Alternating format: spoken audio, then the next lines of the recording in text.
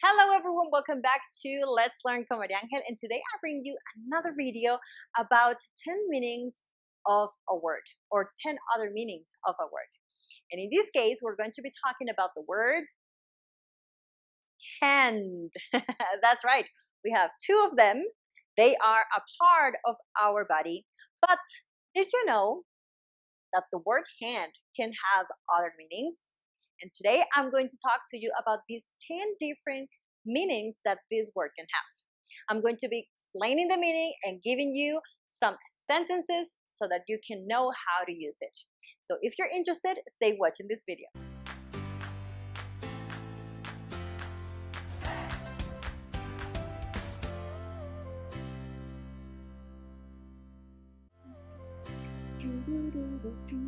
Now, before we start, I'd like to ask you to please subscribe to my channel. Click on the bell that says all so that you can get absolutely all notifications of my videos. And if you are liking this video, please like it and share. To start with, I'm going to say that the word hand can be a noun, an adjective, or a verb. So I'm going to start with the three meanings that are verbs or actions. The first one is to give. To give something to someone by hand, all right? You give something to someone with your own hands and you give it to the person in their hands. Let me give you an example. Could you hand me that book? Could you hand me that book? It means, can you give me that book? It has the same meaning. But instead of using give, we are using hand.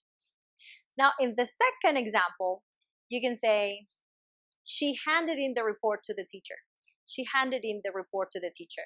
Again, we could say she gave the report to the teacher, but it's better and more common to say she handed in. It means like you were supposed to do that. You were supposed to prepare it. Now, let's take a look at the second meaning as a verb. The second meaning is to help. To help. You help someone. But we usually use it as a phrase, a hand. To give a hand or to lend a hand. Now, let's take a look at two examples. Can you give me a hand with these bags? Or you can say, my neighbors are always willing to lend a hand. So in these two examples, we can say that in the first one, there is a person carrying some bags and they are heavy and I need your help. Can you give me a hand with these bags? They are too heavy, I need your help. And in the second example, I'm saying that my neighbors usually are willing to help with anything that I need. Maybe is to look after my cats when I'm gone, or to help me with some bags, the shopping bags, or anything that you may need. They are always willing to help. They want to help you all the time. Now let's take a look at the third meaning as a verb. To pass, to transfer, or to return something or someone to somebody else's care or attention or supervision. Let me give you an example so that you can see it more clearly. Let's suppose that you are having a conversation with some kind of customer service by the phone, and the person that is talking to you on the other side of the phone, he says, okay, I cannot help you with this, so I'm going to hand you over to the manager to see if he can help you with it. I'm going to hand you over with the manager. So that means that I'm going to transfer you, or I'm going to pass you your call to this person's care, to this person's supervision, because now it's no longer my responsibility. I cannot help you, so I need to hand you over to somebody else. Now, the word hand in this case can also mean to return something. For example, I need to hand these books back to the library. I need to hand these books back to the library. So you have to return them to the library. Here we mean that we are returning something. We are passing something that I had to somebody else's care, in this case, the librarian. All right, so now let's take a look at some meanings when the word hand is also used as a noun. And the first one is the part or role that someone or something has on a particular situation, or the influence somebody has on a particular situation. Let me give you an example. I can see my dog's hand on this mess. So you got home and you saw some food or some items scattered around the floor. There is a mess.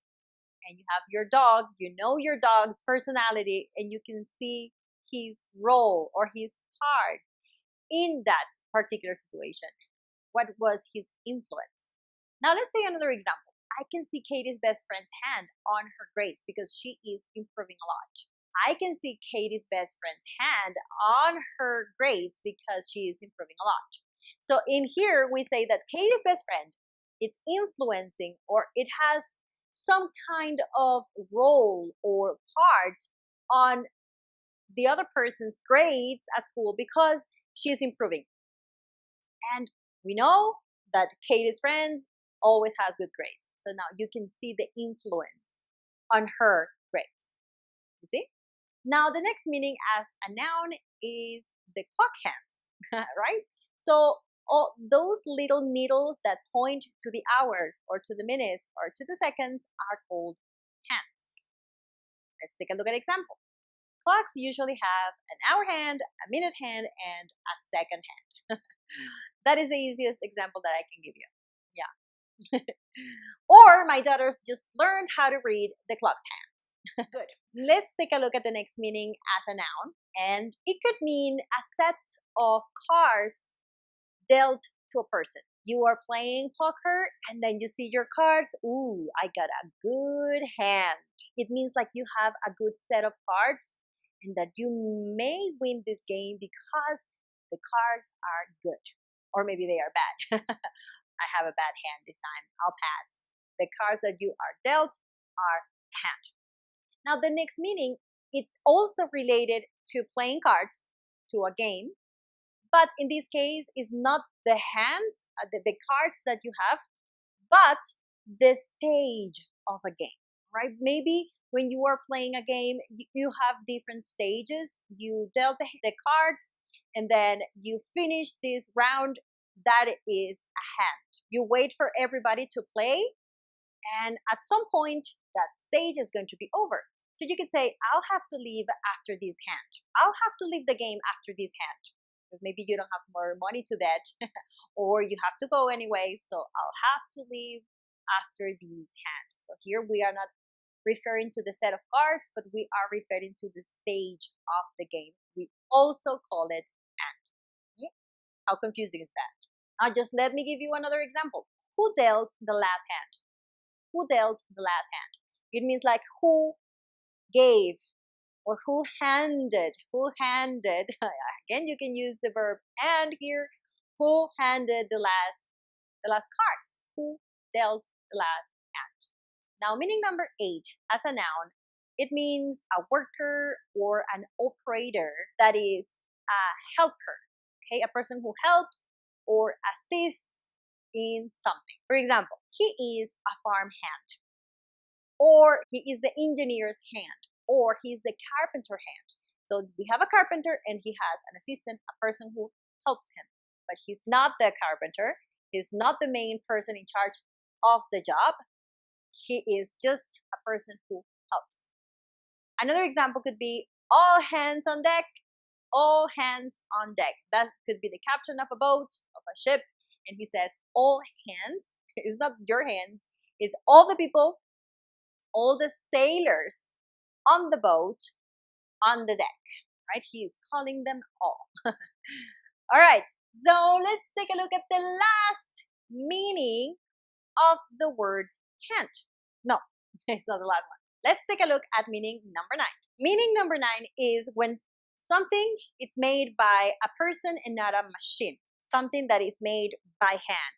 It's made by a human, not a machine, or by any mechanical process. For example, these cups are hand painted. These cups are hand painted. It's not made by a machine. It's not painted by a machine. It's painted by hand. All right? Another example. This item of clothes needs to be hand washed.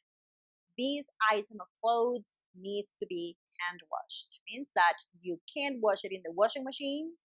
you need to wash it by hand, with your hand.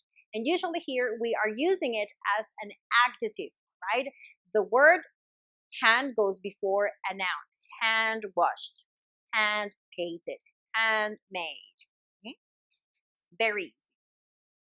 And the last meaning, number 10, is handwriting. It means handwriting, the way that you write on a piece of paper with a pen or with a pencil or with some markers, right? But it's the way that you move your hand across the paper.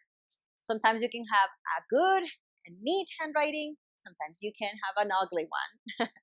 So let's take a look at an example. You can say, the note was written with a neat hand. The note was written in a neat hand. So there was a note written in a neat hand. It means that the handwriting was perfect. It was super clear with clear traces. It's beautiful. There are no mistakes or errors. It's just perfect. All right, that was it for today. Those are the 10 different minutes of the word hand that I wanted to share with you. If you have any questions, please let me know in the comments and I will get back to you as soon as possible. Thank you very much for watching, and please subscribe to my channel. Click on the bell to get all notifications, like this video, and see you in the next lesson. Bye bye.